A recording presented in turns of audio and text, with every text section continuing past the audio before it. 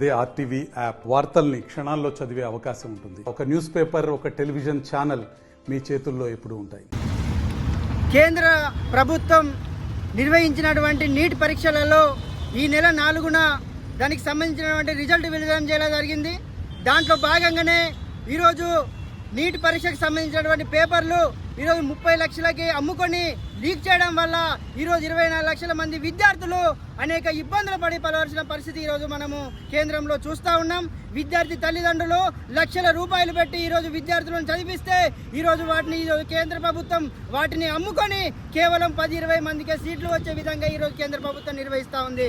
దీన్ని విద్యార్థులుగా, విద్యార్థి తల్లిదండ్రులుగా, పీడిఎస్ విద్యార్థి సంఘంగా, అదేవిధంగా వామపక్ష విద్యార్థి సంఘాలుగా మేము తీవ్రంగా ఖండిస్తూ ఈరోజు మంచిర్యాల ఐబీ చౌరస్తాలో నిరసన కార్యక్రమం నిర్వహించడం జరిగింది.